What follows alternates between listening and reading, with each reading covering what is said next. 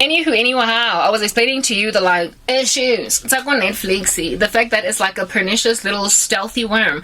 Netflix is like Janice and Jambries into Timothy 3, you guys, hey? It worms its way into the lives of weak-willed women, but instead of weak-willed women, it's weak-willed audiences. It's weak-willed clients. Yeah, what is this, like viewers? Thank you. People that don't have enough self-control to, you know, nip it in the bud. Like if anything causes you to sin, gouge out your eye, cut off your hand. And you know what? Some of these days, sometimes I be like that, girl. I done it too. I didn't get all the way to last season, even though it grieved me a whole bunch. By season 5, I was dying inside. By season 5, the Holy Spirit was screaming I was grieving him. By season 5, I was basically an unbeliever, but I just pushed on right ahead to get to season 11, because goodness, I want to know what's going to happen to Rick in The Walking Dead. I just want to know, you know? I mean, it started out alright, but oh God, forgive me.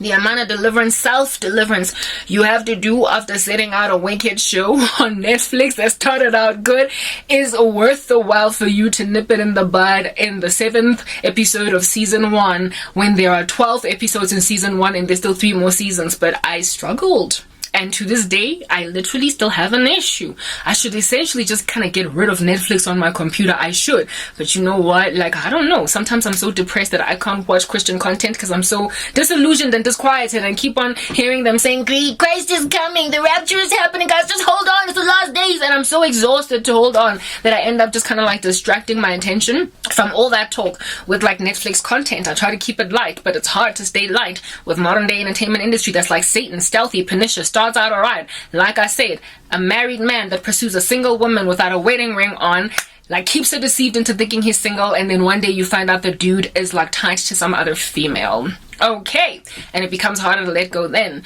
So as a result of Netflix being that gangster married man, I have, had this like strategy where I tell myself that I will not start writing story, but every so often I don't finish a series on Netflix. Every so often I don't finish an episode. Every so often I don't finish like an entire multi-series, very interesting initially thing that is going on Netflix, because they start to fuse all these agendas that are very rough to take in your stride. Like seriously rough. Like I can take zombie movies. I don't know, some people might be thinking it's a little bit dark, but it speaks about what's going to come. Seriously, there's going to be zombies walking this earth. So I can take things like The Walking Dead and what have you.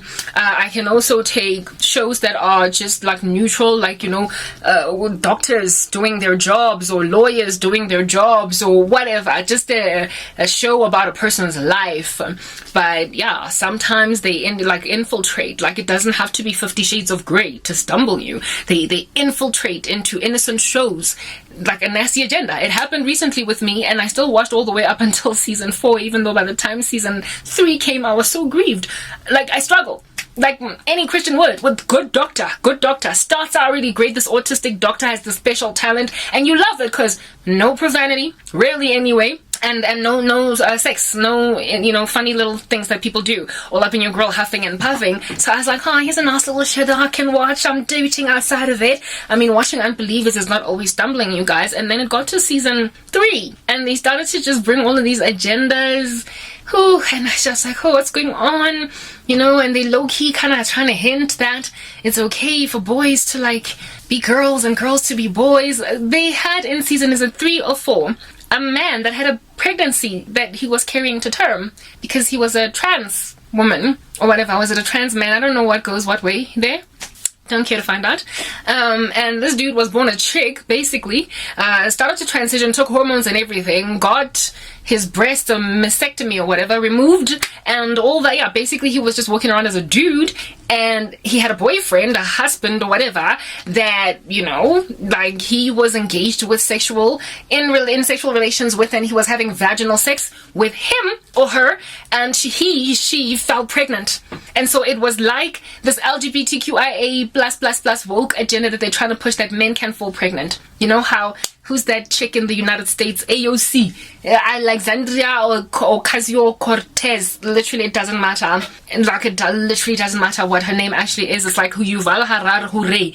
As long as Ndefela it's that dude, we try not to even know the name, goes and calls women birthing persons or people, menstruating people. Whoa, so like it's woman, it's so much easier to say that. Yeah, that AOC agenda that they're pushing down everybody's throat, where women or men are called, I don't know what they call men, but they call women birthing like pregnant women, they call them birthing persons. Yeah, that AOC agenda, it like found its way, it wormed its ugly head, reared its ugly head in Good Doctor, where they literally like introduced us to a birthing person. It was a man, a trans male, or a trans female, I don't know which way it goes, a dude that was born a female that fell pregnant mistakenly because he stopped taking his hormones for a season, and now it was like, this is how you can have a man fall pregnant. This is like the movie Junior all over again with, is it Van Damme or Jean-Claude or whatever.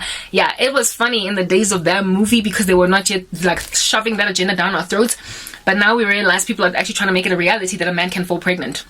So yeah, we understood it as fiction in that movie, but it was fact in this like medical show that is effectively displaying factual things that happen in the ER or in real waking life, and they are saying this is how you make a man pregnant, and so pushing the woke agenda. So when a man fell pregnant in The Good Doctor, I was like, what am I still doing watching? What am I doing? I need to get out. I need to get out. I need to get out. I need to get out. But I pushed all the way up until the end of season 4, which was the last one. I did that, so I got grieved all the way up until the end, but they hooked me with this autistic, excellent doctor, teaching me a thing or two about autism, and that is not really like, a life-halting like condition. Yeah, I learned quite a lot about autism thanks to Good Doctor. It's made me a lot more, like tolerant, if not tolerant, I think the better word is just trained on how to deal with autistic people should I meet them. So that's the thing that you take away, the baby that you take away. But then the rest of the show was just like this bathwater, and I'm like, yeah, but I watched it all the way to the end. But that's only because Good Doctor was stealthy. It infiltrated the satanic agenda in season 3 only. Season 1 and 2 were pretty good, like pretty good. It's in season 3 where they got awry, but they literally force you to finish it to the end, or at least if you have no self-control like Karabo didn't exercise self-control, you will take it to the end and be grieved and just like die a little bit inside. So because of that issue with Netflix, sometimes every so often I just nip a show in the bud if it looks like it's about to go some strange direction. In like season 5 of not season 5, sorry, but episode 1 of season 5, I nip in the bud. Another one that also is like that is Orphan Black, this like cloning show. Starts out sort of kind of, I can take it, and then it just gets like ramps up into gangstrosity, and I watched it all the way up until the end. Like because girl struggling with self-control, but every so often girl exercises self-control and walks away. So when then I have got all of Orphan Black or offline on Netflix, which I can't get because I've got a desktop, for crying out loud, and Netflix is only available on my desktop, not on my cell phone, because then I'd have to get a new subscription for that. Yeah, if I were to get like or maybe all of season 1 of Good Doctor offline, or all of season 1 of Orphan Black offline, if I were to get all of season whatever show offline on Netflix, or How to Get Away, or How to Ruin Christmas, anything of that nature that you find on Netflix, sometimes you can, as a Christian, decide, I'm not doing this, I'm sorry, like, what are you doing? What are you trying to promulgate? What are you trying to pontificate? What are you trying to wreak havoc in our lives concerning? Like, stop! You just kind of have to like now stop in the dark, and there's like crickets until the power comes back on. Then only can you download another season, or then only can you watch another season, another show of something else on Netflix, because you have ditched Good Doctor. And the same thing is also true then of YouTube content. Sometimes you just don't want to finish watching it, and so you sit around in cricket mode until the power has been restored. So that's how our government is like with their tongue out laughing at us who are forced to watch Good Doctor all the way up until the end of season 4, or Orphan Black, or any other such show that has made me start out alright with it and then decide later on that I'm twitching. I can't take it. It happens across all of these shows, even the ones that are just for kids. That is how evil this world is. Everything is just dirty. And my country has told me, you're gonna watch the dirty stuff until we bring back power. And I'm like, I'm sorry, no, I'm not doing it anymore. Because we got solar power. But that's not something to pride yourself with. Why? Because when you're the only person that has reprieve in the country, you on that day are living like the elite in the Hunger Games. You're living like the elite in the Squid Game. You're living like the elite in a rather otherwise dystopian show. People who have got privileges and muchness in comparison to everybody else on the ground, and that's just not what God is trying to do with the church, okay? If everybody is not okay, then I guess you, as a Christian, ought not to be okay. So even though my mom has gotten solar panels, I will never be okay with the fact that the whole country is in the dark. Next part.